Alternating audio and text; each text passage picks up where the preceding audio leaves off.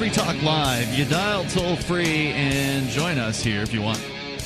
Our number's 855-450, free like freedom. That's 855-450-3733. We've got the Discord on-air call-in line room as well over at discord.lrn.fm. Actually got several call-in line rooms there, so feel free to join on one of those, and we will see you there and join you, and you'll sound almost like you're sitting here in the studio with us tonight. It's Ian. And Mark. So pretty big news for people that care about gun freedom in the United States. Donald Trump, the same guy who signed a bump stock ban, which angered, rightfully so, I think angered a lot of gun owners, people that care about freedoms in the United States, has now signed a document saying that the United States will withdraw its support for the United Nations treaty regulating the global arms trade. Right. He did this while at the National Rifle Association convention. Okay. Happened in Indianapolis. According to theguardian.com, this story is being reported. Sounds like the NRA told him, you're going to have to give us something to, make it look like you're a hero here again. Well, in this case, he got quite a bit of applause from the crowd in this particular case. Let me actually play some of the video here. Under my administration, we will never surrender American sovereignty to anyone. We will never allow foreign bureaucrats to trample on your Second Amendment freedom. And that is why my administration will never ratify the UN Arms Trade Treaty. I hope you're happy.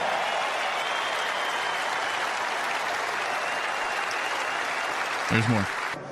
And I am officially announcing today that the United States will be revoking the effect of America's signature from this badly misguided treatment. We're taking our signature back. The United Nations will soon receive a formal notice that America is rejecting this treaty.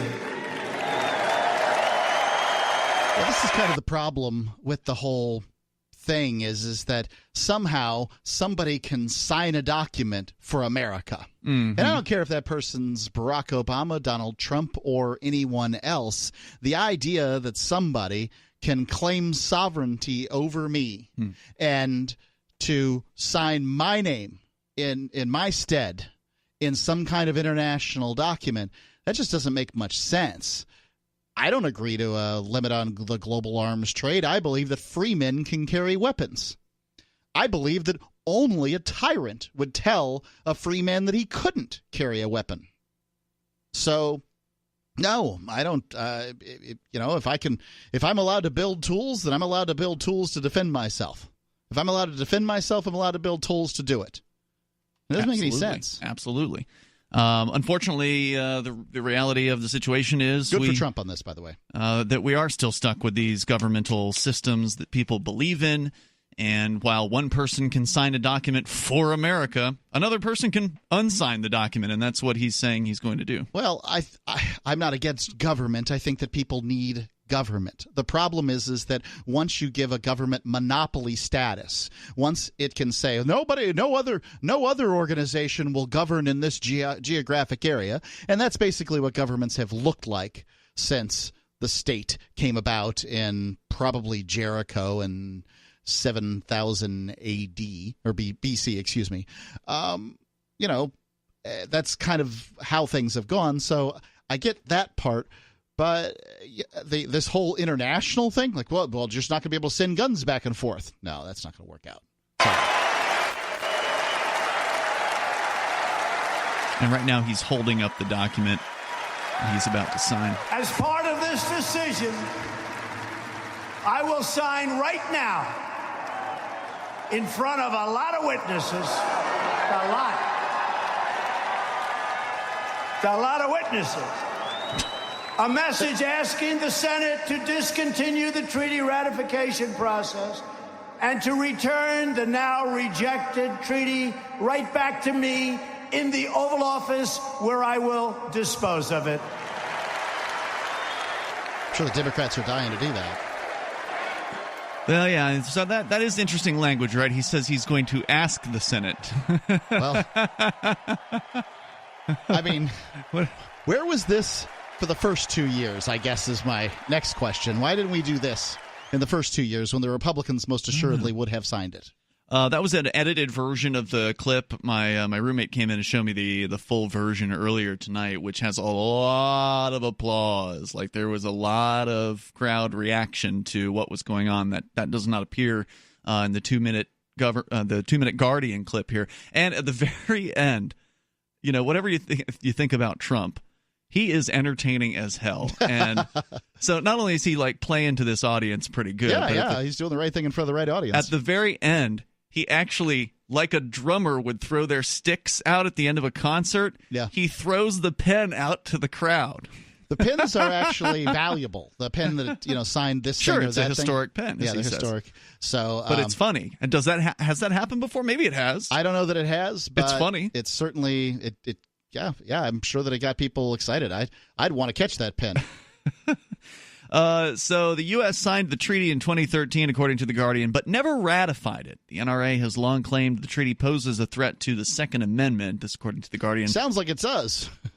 On Friday, its members stood, applauded, and chanted USA, USA as Trump signed the letter to Congress halting the ratification process, then tossed his pen into the crowd. A delighted Chris Cox, executive director for the NRA's Institute for Legislative Action, said, quote, Barack Obama and John Kerry tried to force us to accept international gun control under the power of the UN, but Donald Trump has said not on my watch. Of course, I still thank the Republicans for whatever defense they do give to the Second Amendment, but I think they can do as a party better. Mm-hmm. The whole thing with the Second Amendment is that it's pretty clear in its language, shall not be infringed. That means that the 20,000 gun laws that exist in this country are unconstitutional and should not exist. That's the highest law in the land, and it should not be infringed. I'm fine with some infringements on the right to keep and bear arms. However, when you've got a document that says shall not be infringed, you need to change the document first. Let's go ahead and say... You're fine with infringing that? Sure, except for, high-yield nuclear weapons, fine. Except for people whose IQ is below 75, okay. Except for people who have been diagnosed by a doctor with paranoid schizophrenia, all right. Are people below IQ of 75 unable to shoot straight? I don't know, but all I'm saying is that is there an IQ point where you'd say that somebody shouldn't have it? It doesn't really. Does IQ have anything to do with being able to point a weapon at somebody and pull a trigger? At some point, somebody is what used to be called diagnosably an idiot, right? Uh-huh. And I don't know what that level is.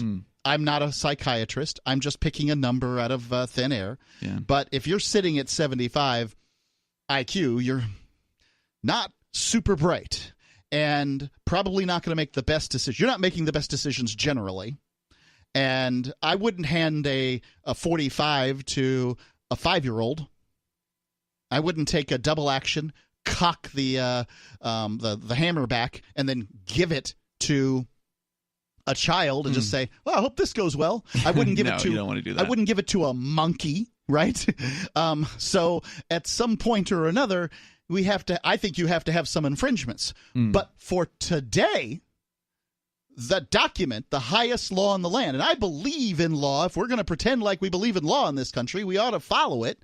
The thing says shall not be infringed. Then let's go ahead and come to some reasonable agreements on what those infringements might be as a nation. Let's discuss it. But until then, I don't want to discuss it. I just want to have freedom. I just want people to be left alone, because as soon as you get one infringement, there's going to be 10 more that follow. Fine with me. Toll-free number here. Well, it seems fine with you, but it's not okay with me. 855-450-FREE. I'm fine with that being the rule, too. 855-450-FREE is our toll-free number, or you can also call in on our Discord call-in lines over at discord.lrn.fm. This is Free Talk Live. It's the live Saturday edition.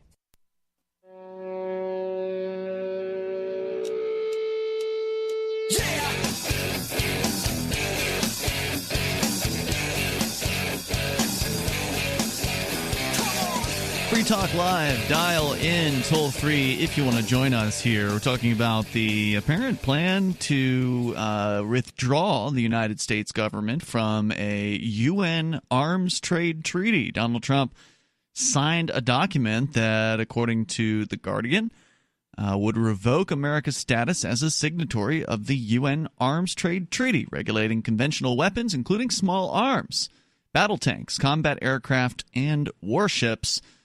If you want to comment, you're welcome to join us here. Our number is 855-450, free. As we continue, do want to let you know about Bitcoin.com. Bitcoin.com is your premier source for everything Bitcoin Cash related. Bitcoin.com can help you choose a Bitcoin Cash wallet, buy Bitcoin Cash, and show you where you can spend your Bitcoin Cash.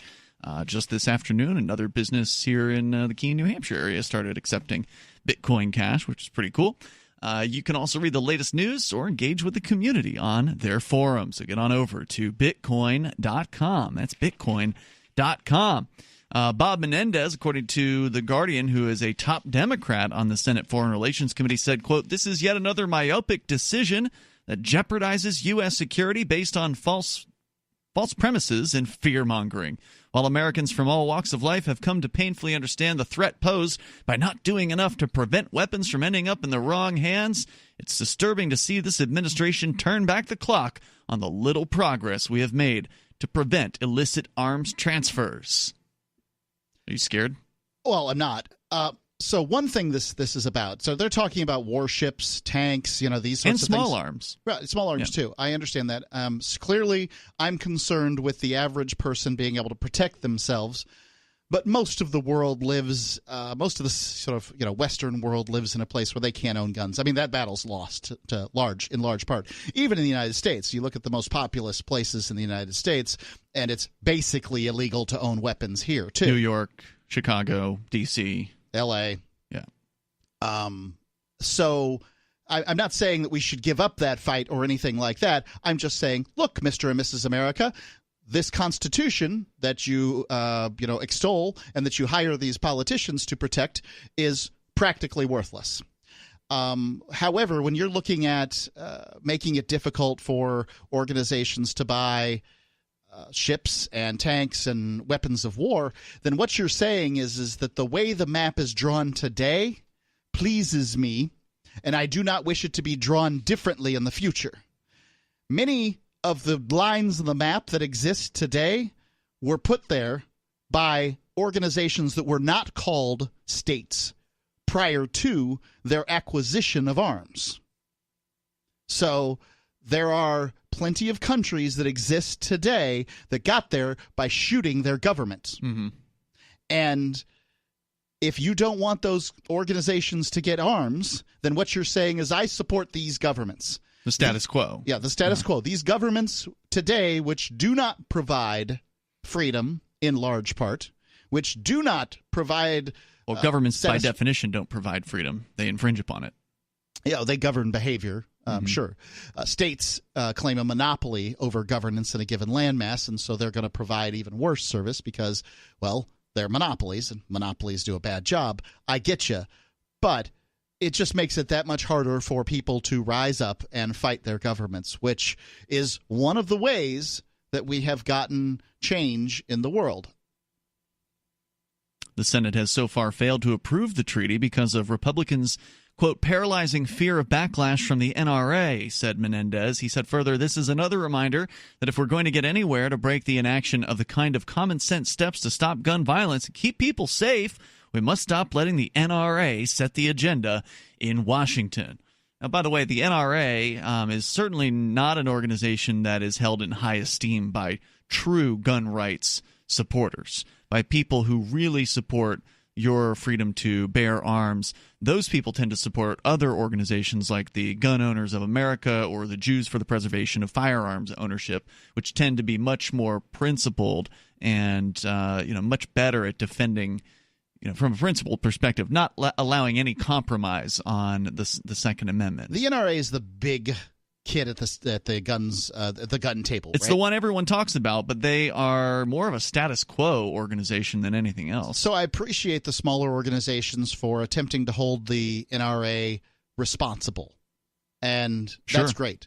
However, it's like government. You can join the Libertarian Party if you want to get together with some other people who believe like you and argue about how the world should be and affect no change. But if you want to affect change, the NRA is probably the organization, when it comes to guns, that you would want to be involved in. That's just my guess. Let's go to Larry. He's on the line listening in Indianapolis to WIBC FM. Hello, Larry. I think that you have a grossly distorted view of the Constitution. I have a grossly distorted view of the Constitution. Every other amendment is nullified when they say that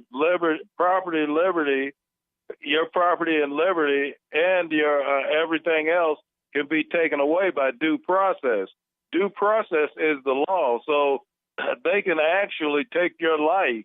And I'm sure that's more important than a firearm by due process. That's something that we really don't understand, how restrictive our Constitution is and how vigilant we have to be so that these things don't change, but it's gone too far now. Another thing I wanted to talk about, you talk about immigration all the time. Now, what's happening with all these people that are coming to the border, they are being released inside of 3 days, right? And they have to fly them to wherever they want to go within the United States. I don't have any evidence of that. $5,000 allowance. I don't know that What?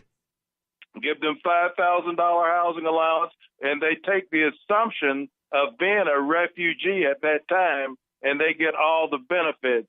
Also, on this deal with the iPhone. Well, let's not go too far too fast here. So, look, I don't know where any of that information comes from, Larry. Mark, you're saying you're challenging that information? I can't challenge it. I have no information that is true. You look at Homeland Security's website, they tell you the protocol with someone who's trying for refugee status. They take them in. They can't hold them over 3 days. What happens is they have to fly them to wherever they want to go in the country. They get on airplanes without any ID or anything else. They don't go through the search or anything else. Anywhere they want to go. Give them a $5,000. Look at the Homeland Security website, and you'll find this out. How do I That's search the reality this? Homeland Security, fly me anywhere? I mean, I don't even know how to start searching this. That's what they do. All right. What about the iPhone? I'm calling you might be right, Larry. I just don't have any way to determine it. One guy out of our 500,000 listeners has called in and made an assertion, and I cannot verify. I'm not doing it. All right. Go ahead. All right. I can't verify or deny it. I don't know. I just don't believe it. All right, Larry, I don't know what you want to say about the iPhone, but go ahead real fast. Huh? Oh, he's gone. He didn't like being put on hold. 855-450-FREE, that's our number. You can bring up anything that you want. Hey, look, if it's true what he's saying, then it's outrageous. Blame the government. They're the ones doing it. They're the ones stealing your money and then giving it to people you don't agree with.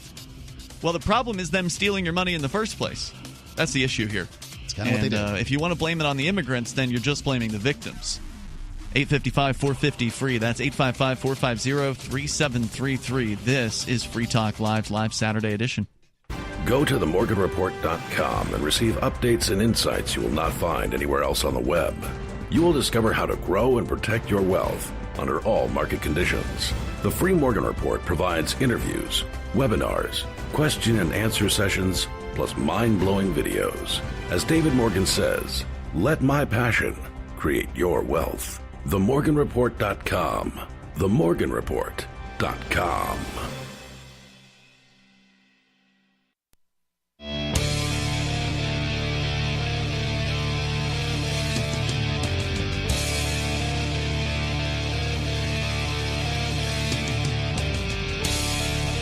It is Free Talk Live, and you can dial toll-free to join us here. Our number is 855-450-FREE, like freedom. That's 855-450-3733. We do have the Discord on-air call-in line rooms over at discord.lrn.fm. And coming up in less than 2 months now, we got the Forkfest 2019. A lot of people are pretty excited about this year's Forkfest. I was actually on Ernest Hancock's show on Friday morning for an hour talking with him about it. He's super jazzed up. He's Got Davi Barker that he's hiring, the Muslim agorist graphics design pro, to do some banners for ForkFest so he can put them up on his website to help promote it. And he's wanting to attend, and although he's got to go to a wedding first, but he'll be there by the last day of ForkFest. Another radio talk show celebrity at the event. That's right. Not that I would consider us to be celebrities, Mark, but we're going to be there too. People celebrate us. I guess that makes a definition, right? I don't know. I hope people aren't celebrating me. There's really no reason for that. Please don't. But yeah, come on out and join us at ForkFest, June 13th through the 18th. You can, of course, camp. You can bring your RV. You can get a motel room if you want. That's really all you have to do. There's no tickets. There's no ticket price to attend this event. There's no organization behind it. It's just libertarians coming to the same campground, Rogers Campground, from the same time frame, June 13th through the 18th. You decide what to do. There's going to be people just kind of creating things for other attendees to attend. So there's going to be Man Camp that Jay Noon, who's one of our co-hosts, is setting up. Lots of people are buzzing about that. Yeah, it's going to be fun. And there's going to be AnyPay.global, the guys from AnyPay, Stephen and Derek, throwing dance parties basically every night in like some kind of rave tent.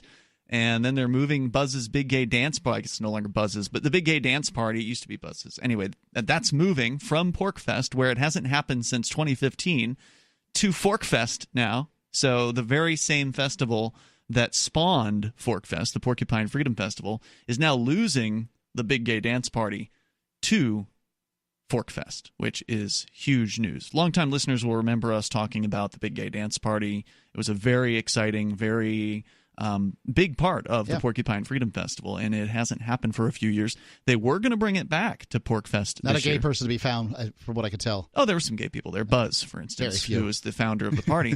But anyway, it was going to come back to the Porcupine Freedom Festival. It had originally been slated to return this year, but it's not going to now.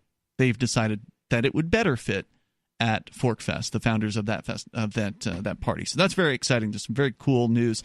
Jay Noon and his wife are going to celebrate their first-year anniversary. They got married at last year's ForkFest.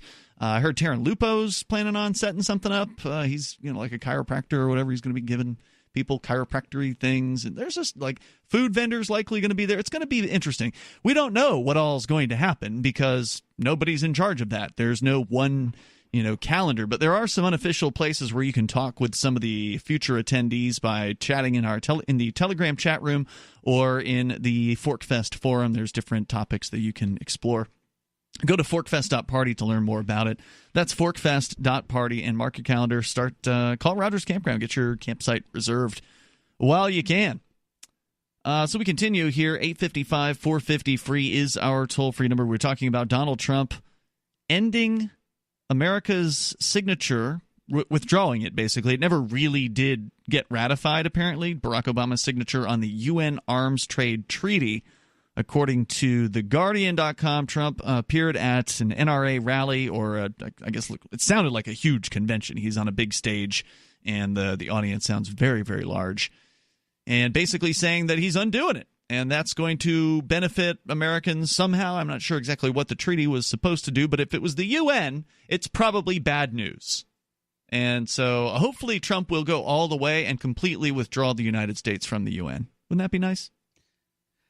I like the idea of an organization of nations where they get together and talk about things, specifically not shooting each other. Mm-hmm. But no, I really don't have that much use for the UN generally. It seems like all they want to do is act like some super governmental organization. Yeah, they do a lot more than talk, right? Like there's the UN peacekeepers that come in and like rape children. Well, that has happened. Yeah. Yeah. Apparently more than once. So, yeah, why would anybody want to be involved in an organization like that? That's horrifying.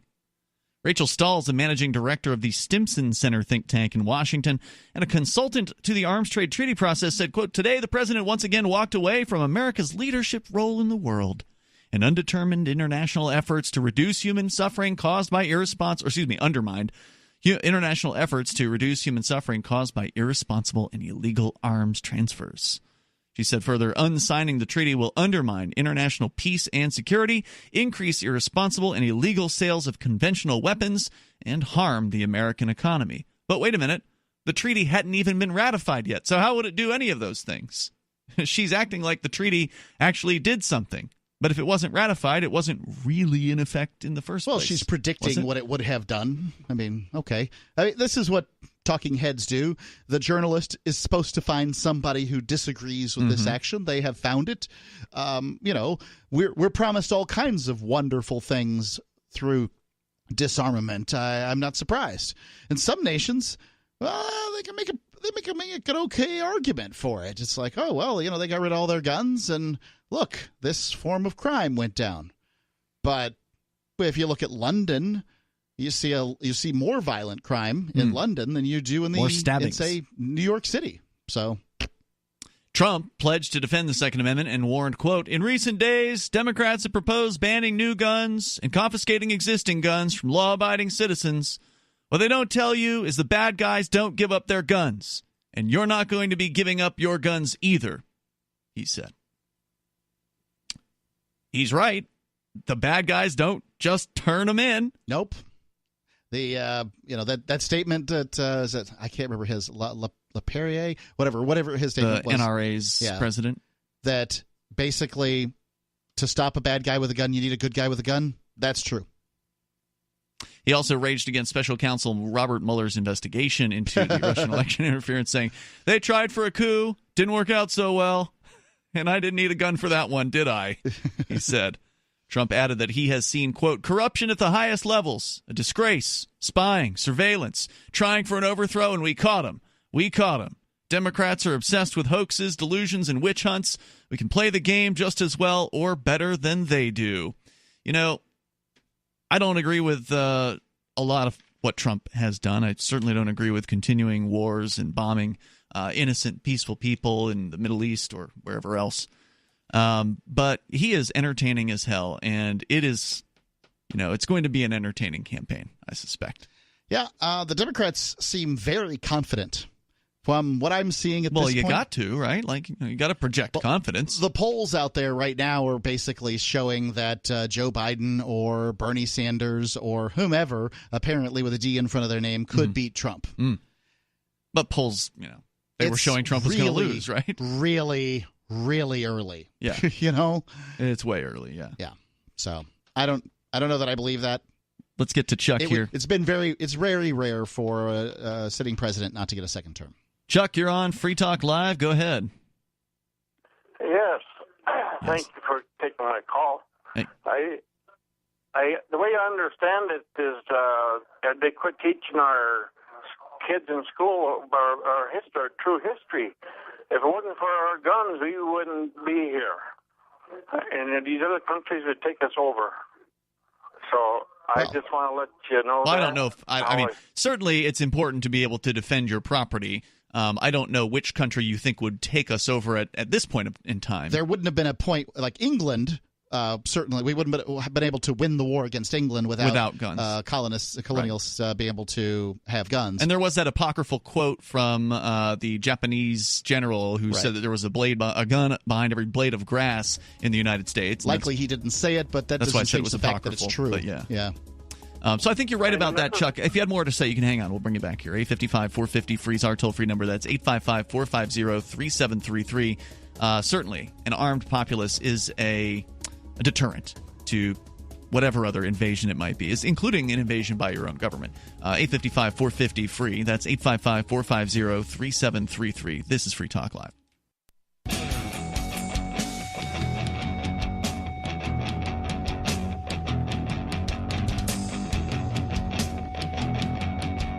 It's Free Talk Live, and you can bring up anything that you want. Our number is 855-450-FREE, like freedom, 855-450-3733. And joining you in the studio tonight, you've got Ian. And Mark. Don't forget, you can help support what we do here on Free Talk Live.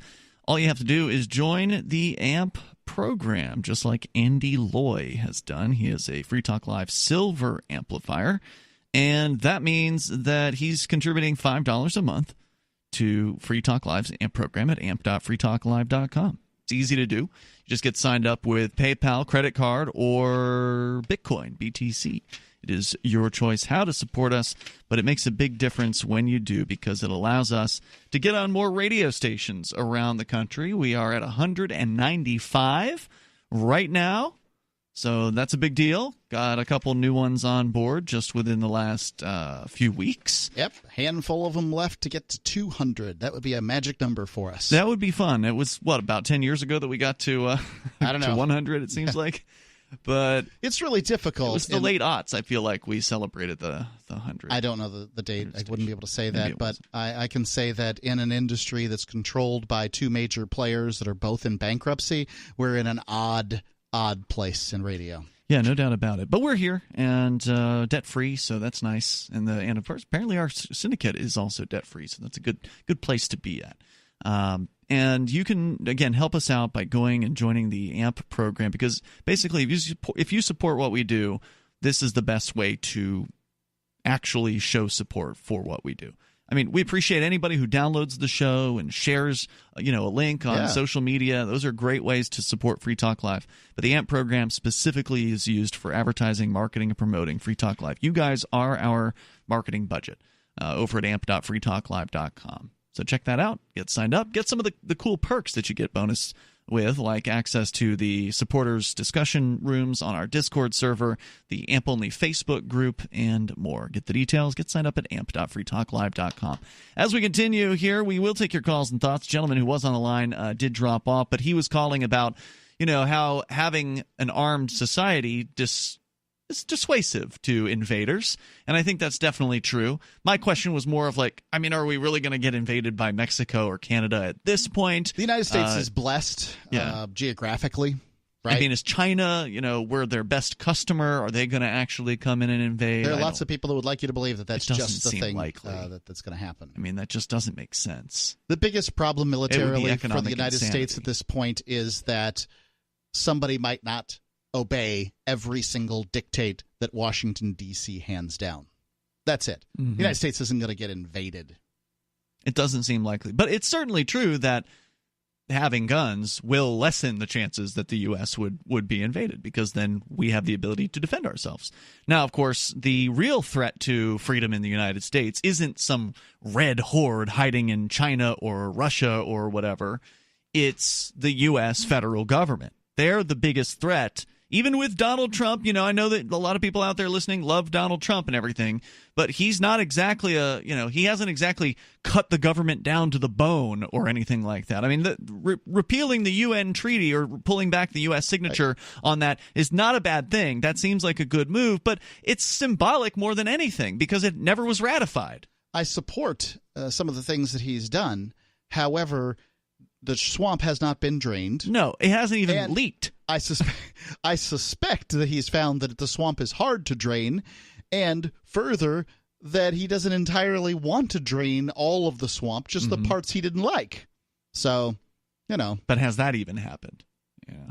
I think that there's an argument that the IRS is hobbled at this point and is having a very difficult time. Really? Aren't they collecting more taxes than in recent years? Just because people are sending it to them.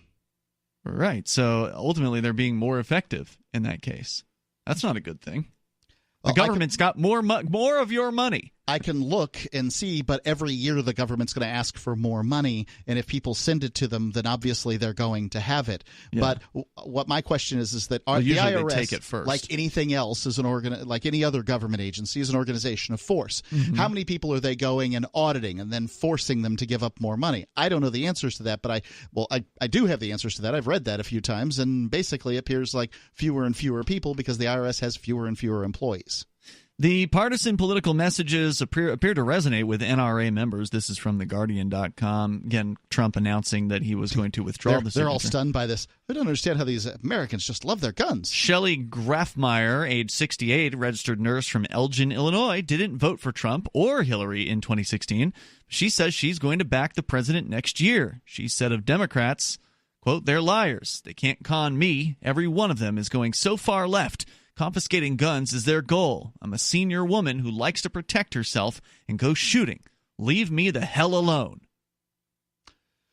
Well, the Libertarian Party's looking for her. Charlie Morgan, age 67, retired police officer from Chicago, said, quote, "I'm disgusted with Democrats. Ever since the Brett Kavanaugh hearings and the way they treated that man with his kids in the room, I would never vote for another Democrat. They've lost me ever since that hearing, he said. And finally, Reinhold Torek, age 62, engineer from Cleveland, said he joined the NRA I don't think the Democrats really care much about men's votes anymore. Said he joined the NRA a month ago. Quote, what prompted me to do it was the threat of our Second Amendment rights being lost. I think the antagonism between the Republicans and Democrats because of Trump has heightened the threat to the Second Amendment, and we have to do our bit to protect it. So if you want to join us here, the toll-free number is 855-450-FREE. And Ian and Mark here with you. Let's go to the phones to your calls and thoughts. We've got Rain on the line in Virginia listening to WNIS. Hello, Rain. Hi. First of all, I want to put in a plug for you. I plan to, as soon as I get to a place where I can do it, to join your AMP. Wow, thanks for that. And to contribute my $5 a month. I think you guys are awesome. Thanks. I don't want to see your diversified opinions leave the air one bit. All right, I appreciate it. Now, so what were you calling about? Well, there's a couple of things. It seems that these Democrats ought to be after my vote. I'm a transsexual. Okay. But I also believe that they're hollering about giving felons the right to vote while they're in jail, et cetera, et cetera. But I don't hear one bloody word about them wanting to give anybody their gun rights back when they finish their sentence. Yeah, they like to pick and choose, like the Republicans. They like to pick and choose their rights as they look at them. I think it's kind of odd and weird that somebody would vote from prison in jail. At that point, they haven't been convicted. I don't see how they can have their right to vote taken from them in jail. But I think there are people that are convicted that are in jail. Yes, that's true. But, I think that people who are felons should be able to vote and carry a gun after they get out of jail. Well, I mean, it's hard to carry a gun while you're in jail. So I mean, that would be a very strange jail. But I mean, being able to vote. I mean, while you're in jail. That seems to me that, you're in limbo while you're in jail. You are a ward of the state, and therefore you have no real rights. But once you get out, you've supposedly paid your dues. Mm-hmm. You're supposed to be a better citizen, and you need to protect yourself from those out there that wish to hurt you, just like anyone else does. Absolutely, Rain. You are spot on. With that, I would say, God bless, and keep up the good work and fight the good fight. Thanks, brother. Appreciate the call. Appreciate your thoughts tonight. Lots of people are shocked by the notion of felons being able to own guns. I mean, well, that sounds like a terrible idea. But in U.S. history, it's relatively new for felons not to be able to own a gun. And for those that think that if you outlaw guns, then only outlaws will have guns, then please take a moment and realize if you outlaw felons having guns, then you realize that only outlaw felons will have guns.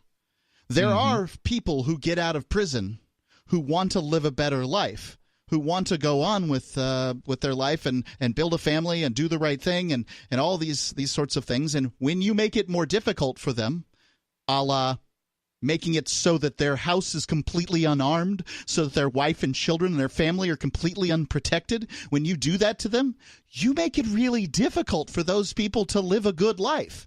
Do you want to make it hard for felons to reintegrate? And if you do, then by all means, continue to outlaw them having guns. Call in, 855-450-FREE. The crime ought to be whatever you do with the gun, not the possession of the gun. And I don't care who you are. Yep. Totally agree. Let's continue here. Andy's on the line, listening to WGOW in Tennessee. Go ahead, Andy. Hey, you guys. I just wanted – I've heard the example used a bunch of times about this argument. There's someone who will say regulation is okay because I don't want to have normal everyday citizens owning nuclear weapons. And you might be surprised to know that it is not illegal for me to own a nuclear weapon. Hang on, Andy. We'll bring it back here. That is surprising. 855-450-FREE. We continue. Hour number 2's next. It's Free Talk Live. Free Talk Live has found that though U.S. financial institutions are prohibited from doing business with foreign gambling websites, it's not illegal for U.S.-based internet users to gamble on those sites. People have been using VPNs or virtual private networks to connect to sites like games.bitcoin.com and play games with Bitcoin Cash. Games.bitcoin.com features poker, blackjack, roulette, craps, keno, slots, and dice. You can conduct your own investigation at games.bitcoin.com.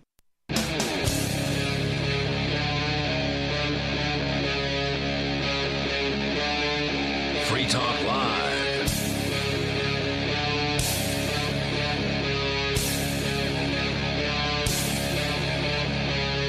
It's Free Talk Live. You can dial toll free and bring up anything that you want. Our number is 855-450-FREE. Coming up, the black market still has a real strong foothold, apparently, in California when it comes to cannabis sales. And, Mark, you've got a story about that.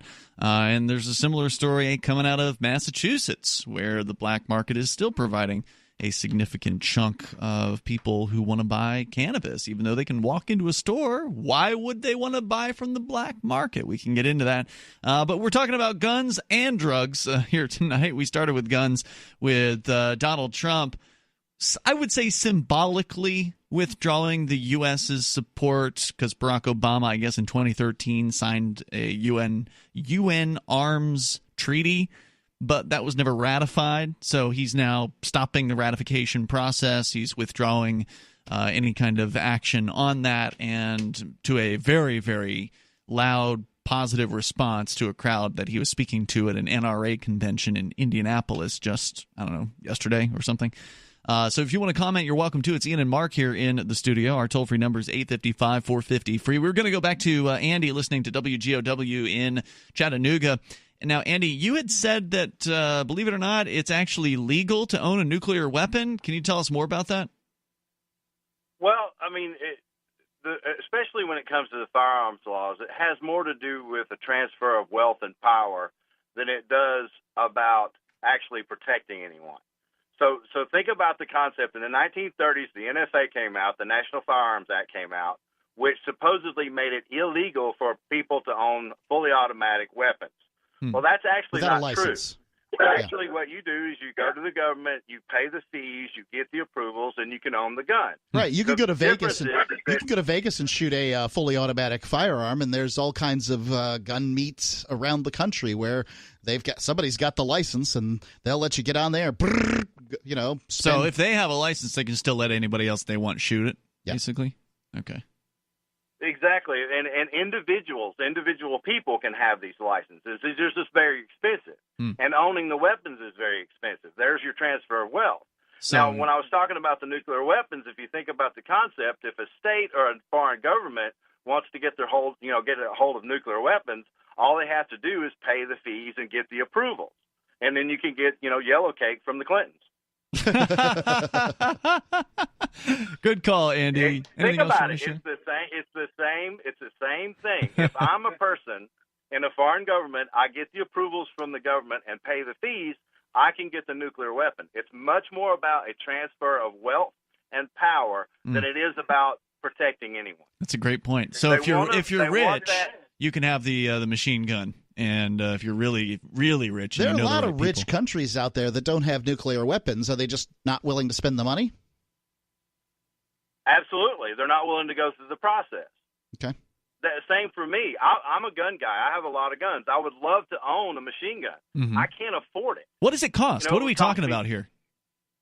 Well, the actual licensing is upwards of $400 or $500, 6, 8, 10 months wait. Jeez. And then actually buying the weapon itself, depending on what you're getting, the prices are anywhere from 8 to 15 to whatever you want to spend. It's extremely expensive. Now, I'll give you an example. You've heard of a minigun? Yeah, that's you almost have to mount thing them. that spins. Yeah, that's what Jesse Ventura had in Predator, right? Exactly. Same gun. Those guns are in the hands of private individuals. Mm-hmm. Now, they're $300,000. So they're willing to pay the money, they're willing to get the approvals, and they're in the hands of private citizens. My point is, it is not about protecting anyone. It's about a transfer of wealth and power. And if us, as normal Joe citizens, ever give up that right, you're not protecting anyone, you're not helping anyone. Criminals will always have them. Absolutely. You are giving up your power and your wealth, and you're handing that over to the government. That's the reason. Anytime I hear the example used of, I don't want my neighbor owning a rocket launcher, I will tell you, if your neighbor has enough money, they can get a rocket launcher. Great call, so you're Andy. Not well, before you go, aren't most of the machine guns in the United States basically owned by companies that let other people shoot them? I mean, isn't it basically an investment at this point that you buy the machine gun and then hope that enough people rent the opportunity to shoot it and the ammunition or whatever? Like, I presume you sell the ammunition too, at a slightly marked up price in a very convenient way. And that's how you make where did you get that information from? What? That it was companies that own the majority of them. Because I can see there's a lot of machine guns owned by companies that let people do it. That's my guess. I would imagine people who own machine guns don't want to necessarily flaunt it publicly. You know what I mean? Like, you wouldn't want to talk about that. Oh, I think that it's far more market driven. Now, like I said, I've been a gun guy my entire life, and I know guys that have the NFA licensing for fully auto firearms, okay? Anything in up to miniguns. And some are owned by individuals, some are owned by corporations, like you said. It's market-driven. If you're talking about a $300,000 weapon, then, yeah, the chances are that a company is going to own that. It's going to be a promotional item. It's less likely that a private citizen will own one. But it's not prohibitive if you've got the money. Thanks for the call. And I still have another question. All right, then. So he said the same thing 4 times in a row. Go ahead. No, he hasn't. Okay, so I see a lot of these guns in Hollywood movies. Do you have to have, as a movie production company, do you have to have a license to have those things, or are they somehow replicas that are made to look and work like guns? Are those the real thing, like any handgun in a Hollywood movie? Most of the handguns in Hollywood movies are real. Are the miniguns in Hollywood movies real? Of course they are. What else could they be? Great. $300,000. It's great that you asked. It's great that you asked that, because I was just watching a guy last night who is a major supplier in Hollywood. He lives in California, and all of the weapons that are used in the John Wick movies, for example, are real operational firearms. They're not props. Now, that is much to do with availability. If you had something that was exceptionally rare, then you can probably assume that it's a prop. But if it's something that's commonly available, AR-15, handguns of all kinds, the vast majority of those weapons nowadays in movies are the actual weapon. They're firing blanks in them, but they're the real deal. If you're seeing a gun firing on film, Mark, it's a real gun filled with blanks. Probably. If it's a prop, then it's not actually. You're not going to see it having any action. There's not going to be shells coming out the side. There's not going to be it's not going to be having moving parts unless they've CGI edited it. I just watched Avengers Endgame, and they had this giant green guy that was moving around. Was he real? I said unless they've CGI edited the gun, then it's probably a real gun. Thanks for the call, Andy. You finally done with it, Mark? I'm done. Thanks for the call. You, appreciate it. It was a good call. The toll-free number here is 855-450-FREE. That's 855-450-3733. We continue here. Let's go to Tim, listening to WIBC in Indianapolis. Hello, Tim. Hey, how you doing? Good night. Good. What's on your mind? Hey, I want to touch base on the gun laws there on the fully automatic. That he was talking about, like the Dillons and the ones that you saw on Predator. The bad thing about that is there's only 13 of those guns that are privately owned. 13 miniguns? 13 miniguns that a private citizen owns. Now, the last ones that I went to Knob Creek last year, and that's the fully automatic gun shooting. Yeah, they used to advertise here on Free Talk Live. Yeah. It was so awesome. Yeah. They are great. Kenny runs that, and he is a good guy. Yeah, Kenny's awesome. Basically, in a nutshell, you can't touch that gun right now for under $500,000 because the demand there. I talked to one of the guys that owned it. He said he wouldn't sell it for under $500,000. He said none of the other guys would either. Right. But you can own that for if you got $500,000 and a $200 tax stamp, which the guy said before you takes 6 to 8 months. When Obama was in there, it was taking over a year to get them. Wow. But you can buy a Mac 10 for about $4,500 right now. But he is right. It's a wealth issue. You can't afford it, unless you're making buku money. But, I want to talk about the prisoner rights once they're out of jail about the keeping a weapon. Yeah. A muzzle loader, whatever, I don't care. But the end result is if they committed a violent crime with a weapon, do you believe they should be able to have a weapon if it was a violent crime? Absolutely. Stand by, Tim. Please We'll bring hold. you back here and discuss that with you. The toll-free number is 855-450-FREE. That's 855-450-3733. You can bring up anything that you want here and take control of the airwaves. And this is Free Talk Live. The live Saturday edition continues.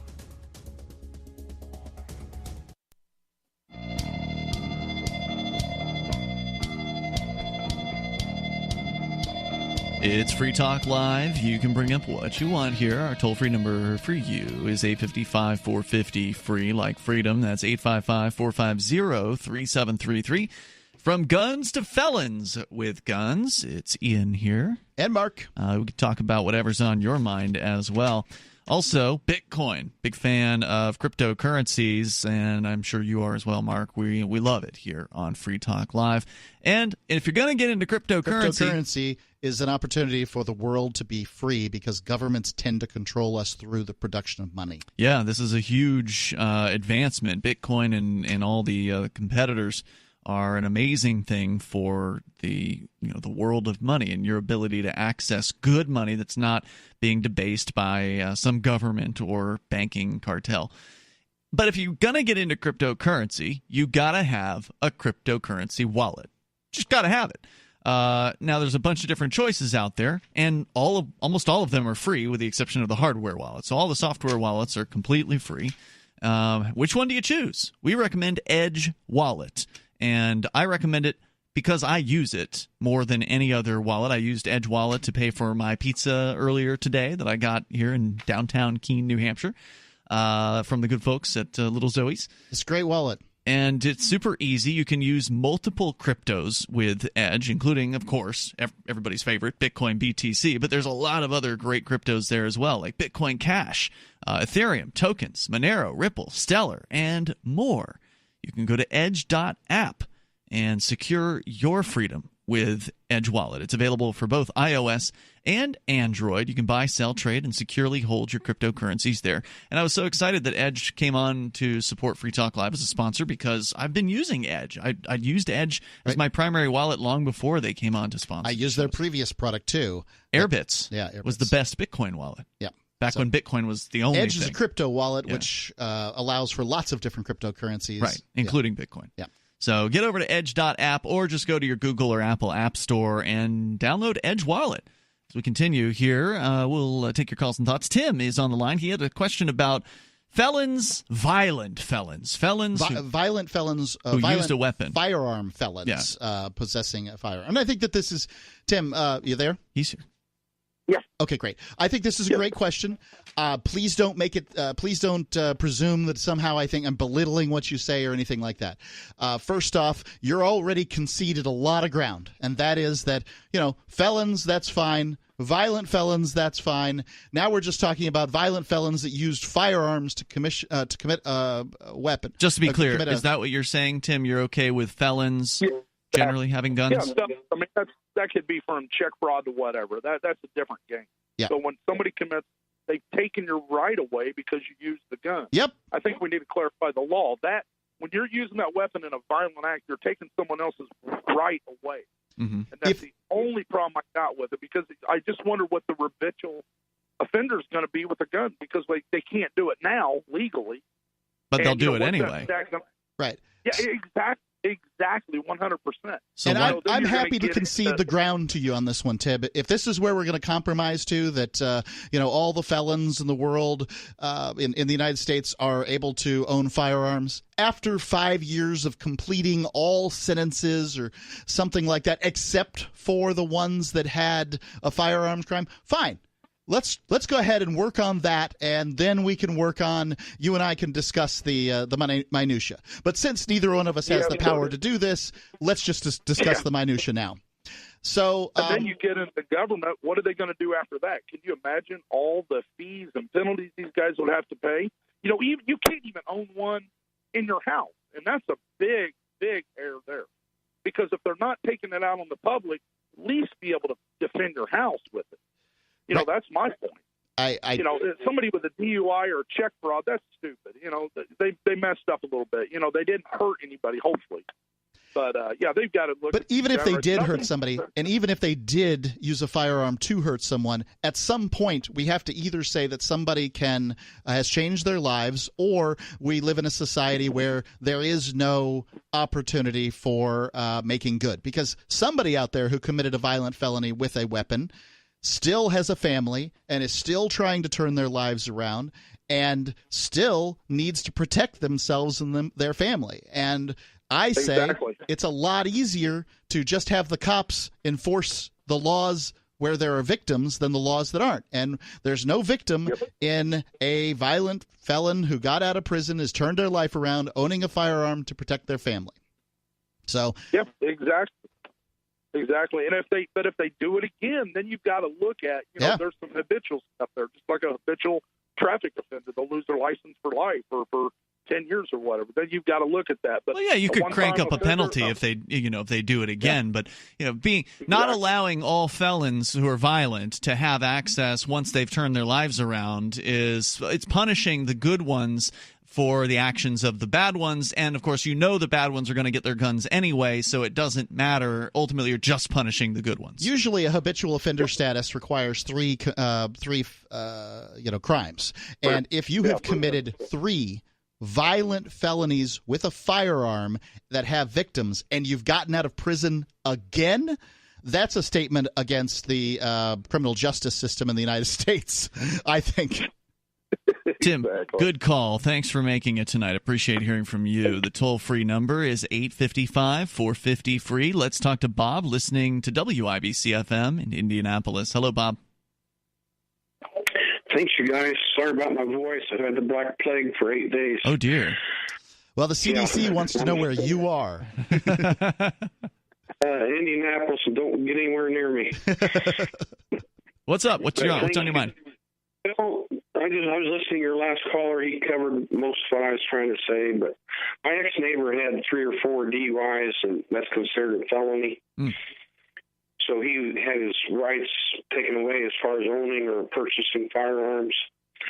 But I just think there's different types of felonies. I think his driver's license should be suspended maybe for life because he's going to kill somebody with his car. Yeah. But anyway, that's never stopped somebody with a DUI from getting behind the wheel, let me tell you. Yeah. There's plenty of guys out there who've gotten 5 DUIs, had their license taken away, and they're right behind the wheel the next chance they get. Yeah, and I'm thoroughly disturbed by the notion of somebody downing a fifth of Jack Daniels and then just strapping on a firearm and going out for a good time or whatever it is that they think they're going to do. But I'm also disturbed about people, chewing on a sheet of acid and having a firearm. I'm disturbed by people who are not in control of their facilities having a firearm. Me too, yes. But anyway, I don't want to be the dead horse. But real quick, does the right to bear arms cover swords? Do you know that? Sure, absolutely. It sure does. Yeah, more people were killed by bayonets in wars up until, I believe it was World War I. So even like the Charge of the Light Brigade or the American Civil War, War of the Northern Aggression, or whatever term you want to use. How many states allow open carry of swords? I know you can have them in New Hampshire. Right? I would say it's very few that do not allow open carry of swords. Interesting. I think there's 4 that I know of, but I'm just saying, in my state, Indiana, you can. I try walking down the sidewalk with a sword or going into a store with a sword on your side and see how many cops show up. Yeah, it would be interesting. I think that they will be very disturbed. Thanks for the call, Bob. I appreciate it. Get well soon. Toll-free number here tonight, 855-450-FREE. That's 855-450-3733. You can bring up anything that you want here. It's the live Saturday edition of Free Talk Live, and you can join us. Business owners, you want more customers? Accept cryptocurrencies. There's people all around you just waiting to spend money at your store. If only you would take it. I know, you've been waiting till someone else makes it easy. Well, good news. HelpMeTakeBitcoin.com adds Bitcoin to your point of sale, totally free. Use the same equipment you already have, now with Bitcoin. And unlike credit cards, there's no fees. Let the guys at HelpMeTakeBitcoin.com bring new customers to your store. HelpMeTakeBitcoin.com.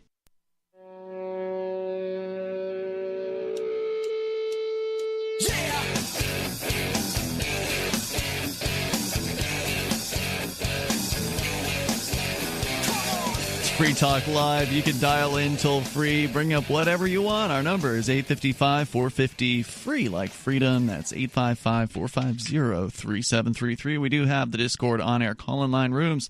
Just head over to discord.lrn.fm, and you can jump into one of those. You'll sound almost like you're sitting here in the studio with us. Tonight, it's Ian. And Mark.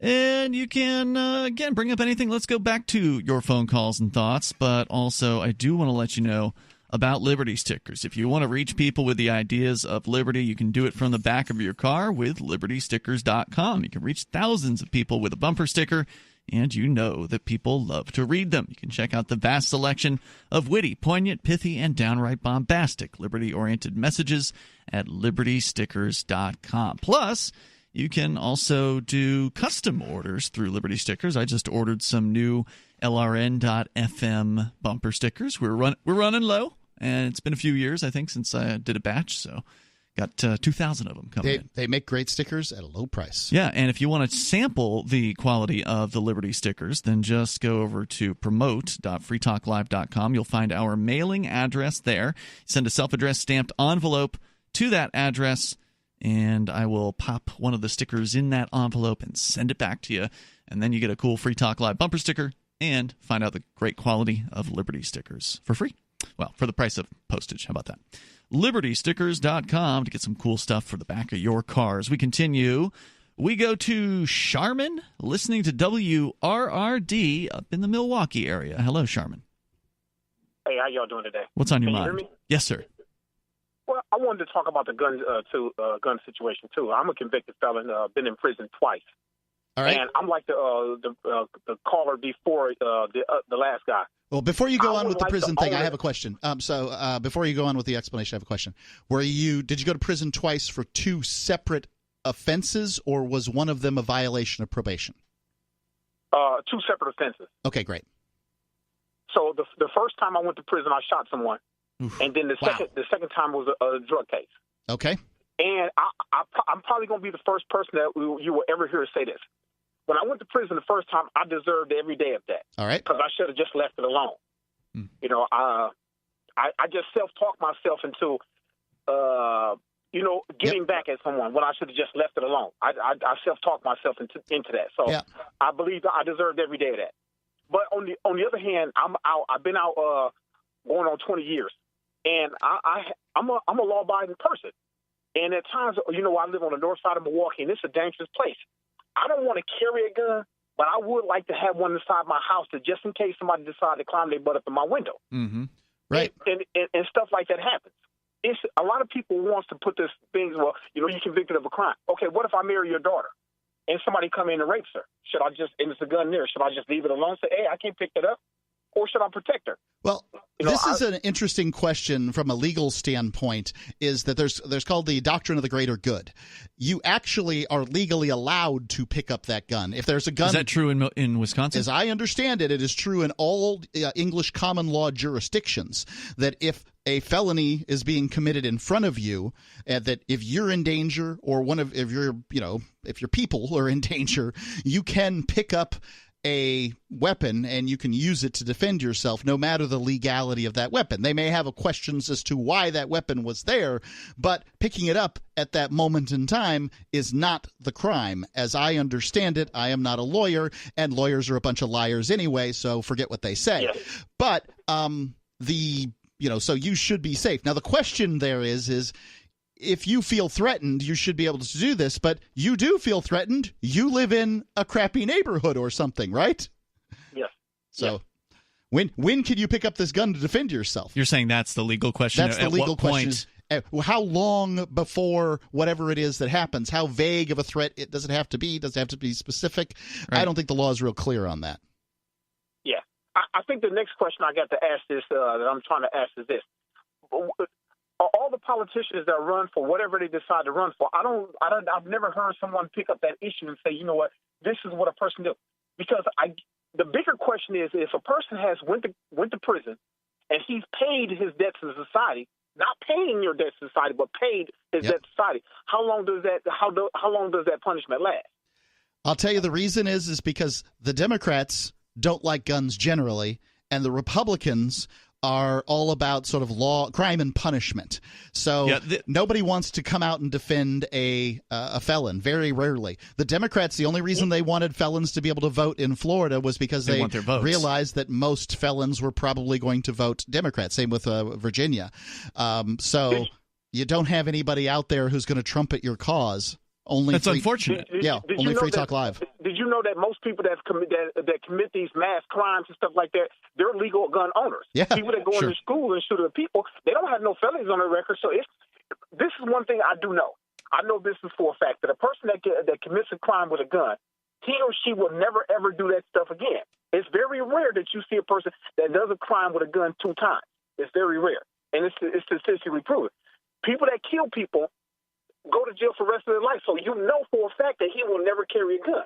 Unless they're cops, in which case they get a promotion. They get a promotion, and then a raise and a plaque and a new car, dog, all of it. Okay, and thank you. That's all I wanted. Great call, Charmin. I really appreciate hearing from you tonight. The toll-free number here is 855-450-FREE. One of our few progressive talk stations there, WRRD, up there in the Milwaukee area. I love having them. There's fewer and fewer every year, sadly. Yeah, we get some great calls from our progressive stations. We continue here. Of course, you're welcome to share your thoughts with us. And you're right, Mark. None of these politicians are going to bat for felons' rights. Why would they? Their politicians are out for votes, and who's going to give them the votes? Well, there's this mentality that once you're a felon, you're always a bad guy. Right. People don't, when they look at the jail. I remember the discussions they had about moving the jail here in the Keene, New Hampshire area where we were doing the show from. The jail was out in a town called Westmoreland. It was like 30 minutes out of Keene. It's out in the woods. Keene's like the city of reference in the southern southwestern New Hampshire. And so they're planning on moving it to like right up on a hill on one of the main drags coming into Keene.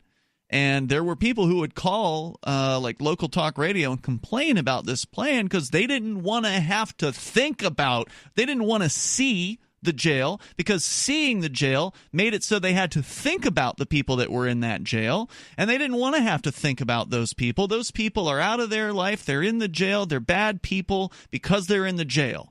And, of course, that's not true. Many of them are good people who maybe got caught up in the wrong thing or made a mistake. Maybe they want to turn their life around. A lot of them are just plain old not guilty, too. That's true, too. Yeah, they're being held pre-trial. Sorry to say, the jury system isn't exactly – what we have for a criminal justice system in the United States is broken beyond belief. The vast, vast, vast majority of people never see a jury trial, which means that they're either pleading – and why are they pleading or having their charges dropped? Well, why are they pleading out to something they didn't do? The answer is, and this happens all the time, ladies and gentlemen, this happens most of the time, ladies and gentlemen, is because people make a calculation in their mind.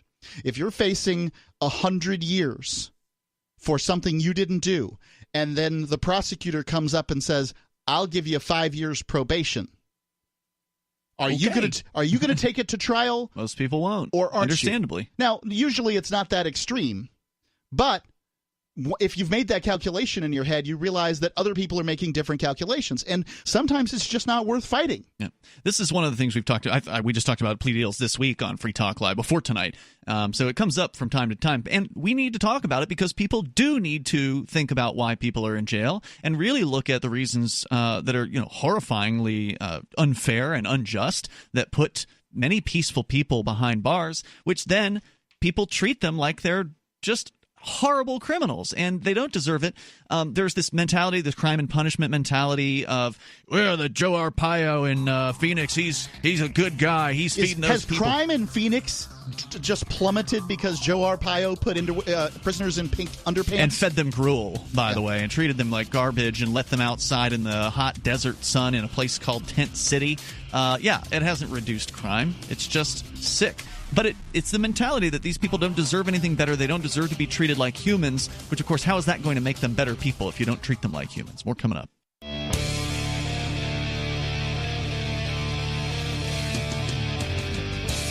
It's Free Talk Live, and you can dial toll-free to join us here. Our number is 855-450-FREE, like freedom. That's 855-450-3733. With you tonight, you've got Ian. And Mark. And, of course, you can join us online over at freetalklive.com. where we have a myriad of cool features that you can enjoy, including our web streams. We've got, of course, audio streams that are there 24 hours a day. We also have the D-Live video stream that is live when we're live. And at other times, you'll see other shows from LRN.FM that are also produced from this studio.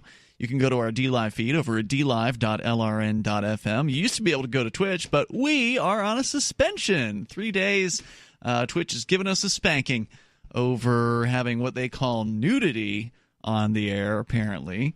The guy with his shirt off. Well, a guy presenting as female with her shirt off. So if I put a wig on and call myself a woman, you can't take your shirt off, apparently. I don't know. Twitch hasn't gotten back to me on my questions. I've asked them some questions to try to clarify their policy. So wait a minute. What if I have my shirt off and then I put the wig on and call myself a woman? Yeah, that's a good question. Whoa, manwich, you mean? Whoa, manwich. That's right. that's the joke that is an inside old joke. Listeners. We continue here. Whoa, before you go on, have you ever wondered if there could be more than one myriad? Like, could you have myriads of things? Probably not. I've looked it up, and I've never been able to find the plural of myriad. A myriad is a plural, right? It's a myriad group, is a plural. Do you this feel is the English language, okay? Do you feel incongruous having said a myriad is a plural? No, and I'm just looking it up now. It's Right. a very great or indefinitely great number of persons or things. It also apparently means 10,000, which I did not know. Well, but for instance, it's another synonym is mass, right? So that you can have a mass of people, but you can also have masses. Of people. So that is a good question. You can have a crowd, or you can have crowds. You can have a throng or throngs. Well, I guess you could have myriads if they were in a different place, right? Like if you had, right. I have a myriad at one house, and then I have a myriad at another house. I don't think you can have a myriad in a house. It's too small. Well, unless you're not what's talking a about myriad a of mansion. small things? I mean, myriad means 10,000, so it's a lot of things, right? Like it's a great number of things. All right, a myriad. Typical house cannot hold thousands of people. Yeah, you could have myriad of BBs, sure. Yeah, at one house and a myriad of BBs at another house. It's interesting. I did not know it meant 10,000. I've learned something. I didn't know that either. I didn't see that. It says here. It just says a countless or extremely great number. Origin of myriad is from the Greek word myriad. I'm sure I'm mispronouncing that, however the Greeks would pronounce it, which in Greek means 10,000. So there you go. Is that the modern Greek or ancient Greek? 1545 through 1555 is about when it came out, so the 1500s. All right. That sounds pretty ancient. Modern. Is that modern? Yeah. Okay. We continue. Your calls and thoughts here. We go to Ashley calling from a correctional facility in Florida. Ashley, does that mean you work at the correctional facility, or you are currently being housed as an inmate or prisoner? I'm being housed as an inmate. Excellent. Welcome to the show. You're on Free Talk Live. Yes, all the inmates want to know where is the 65% bill and legislation for the Florida prisoners. 65% bill and legislation? What is it? 65% of what? Our time. They were supposed to be dropping the percentage from 85% to 65%. Oh, good time? This is okay. So the what happened in Florida is they used to have gain time, and then they changed it to provisional credits. They changed it to some other credits, and at some point or another, people are like all mad that convicts are doing too little time. Now, obviously, these people don't know too much about the system, but whatever. So then they say everybody should do 85% of their time. That seems fair because that's how the feds do it, and something. But the problem is that it's difficult. Like you're making the job dangerous for correctional officers, because if somebody has a choice of either doing 85% of their time or 100% of their time, what's the reason? It's not very much. There's not a big difference. What's the reason that they're going to be good? Well, not much of a reason. So I guess what you're saying now, Ashley, is that the Florida legislature is proposing to lower the bill from lower the rule from 85% to 65%. Yes. I'll look it up during the break, and then I'll mention it in the next hour. Ashley, how are you listening? Where is the facility? What town in Florida? It's in Quincy, Florida. Quincy. Do you know what station you're listening to? You're listening on the radio, I presume. I know, 93.3. We're listening to it right now. 93.3 in Quincy. Okay, that's got to be WVFT up in the Tallahassee area. Yes, Tallahassee area. Cool. Well, glad you guys are listening. There's a lot of prisons in northern Florida. There's not a lot else in northern Florida. You got like loblolly pines and prisons is basically all they do up there. Ashley, it gets cold up there too. Anything else you want to share? Any good prison stories or bad prison stories? Hold on. Checking. Anybody else got one? Anybody got a prison story? Y'all can call back anytime you want. Hello. We got one. Who's this? Hello. All right. Well. Okay. Thank you. Hey, thanks for the call. Appreciate it. They can call anytime. 855-450 free. They don't have much else to do. And I love our prisoner listeners, by the way. It's so nice that... I'm amazed that they can make outbound calls like that. Yeah, I wonder how they did that one. It must have been a prepaid. That's, they've changed the phone systems, Mark, to where you can basically load up an account with money. It used to be that you had to call landlines. It was the only way you could do it. Right, make a collect call. Yeah, that was the only option that you had. If somebody didn't have a landline, you couldn't talk to them.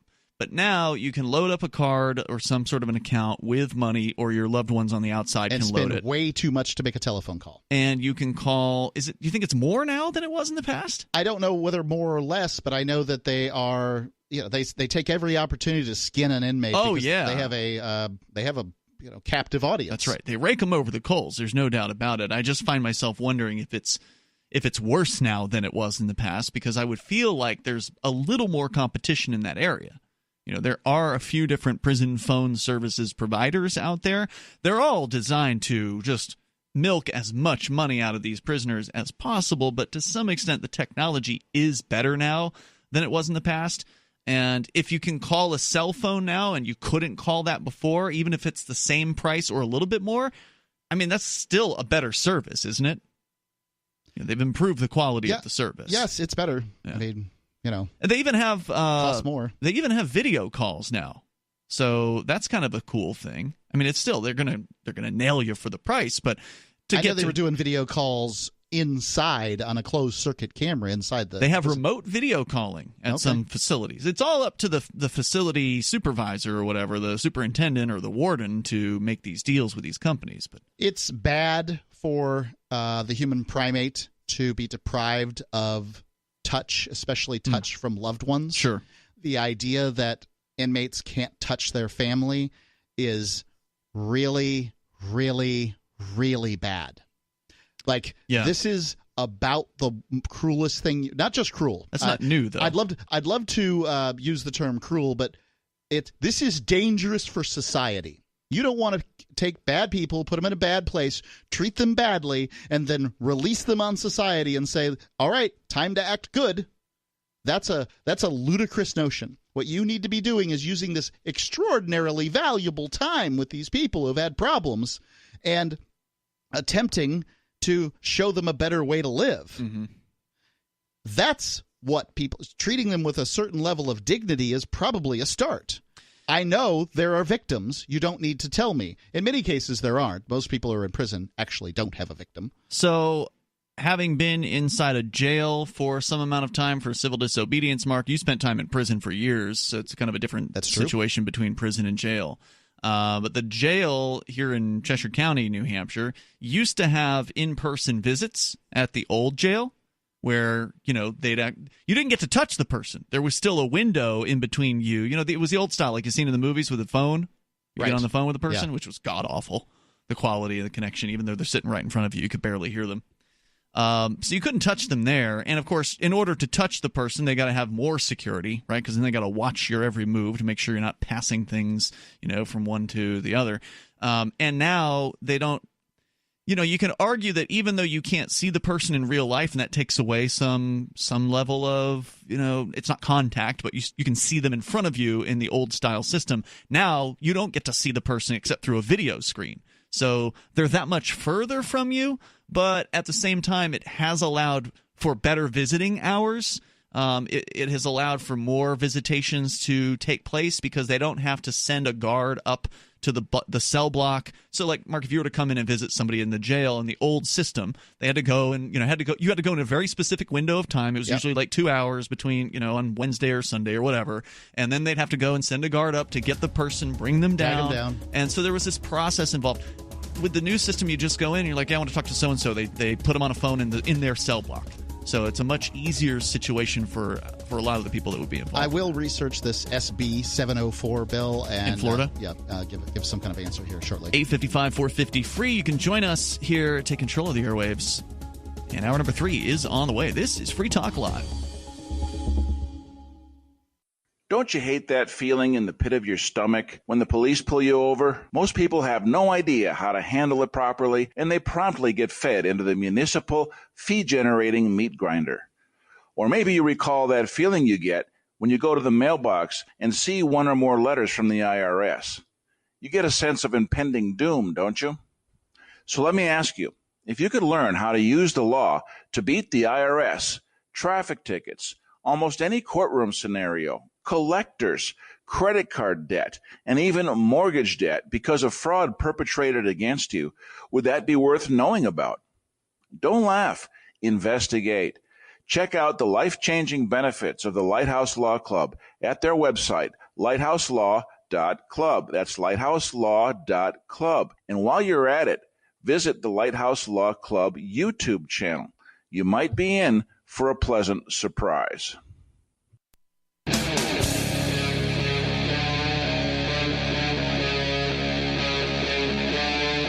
Free Talk Live.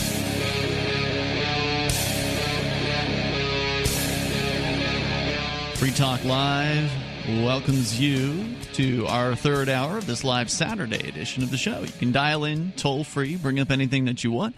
Our number is 855-450 free, like freedom. That's 855-450-3733. Before we continue with your calls, Mark, you have, as somebody who spent time in prison in Florida, we actually just happened to have a young lady call from some facility in the Tallahassee area listening to our affiliate WVFT up there on the FM band. And she and the other ladies in the cell block sounded like they were very interested in what they believe to be a piece of legislation to reduce the good time from 85% to 65%. I don't know good time. The mandatory time served from 85% to 65%. So in Florida, but that's only if you're good in jail, right? Well, it could be 100 up to 100%, but it can only be reduced by 15%. Right now at 85. Right, yeah. And that's not much if you're sitting there looking at a 10-year sentence, and you're at the beginning of a 10-year sentence, and you have to ask yourself, do I want to behave today because I might get out in, if it was 2020, then I might get out in 2020, the middle of 2028, or the end of 2030. Mm-hmm. That's no, that for a person who got in prison for likely short-term thinking, that's not a solution. That's a poor solution to my mind. And I'd love somebody who, knows better to call in and correct me. The number is 855-450-3733. But they seem to think that there was some change in the works. I did a quick search, and I came up with something called Senate Bill 704. Senate Bill 704 is really largely unrelated to this. It mostly just says that any sentencing change that occurs would be retroactive, therefore apply to the people who are in prison rather than just the ones who are coming in, and that would be groundbreaking for Florida. They've never had anything like that.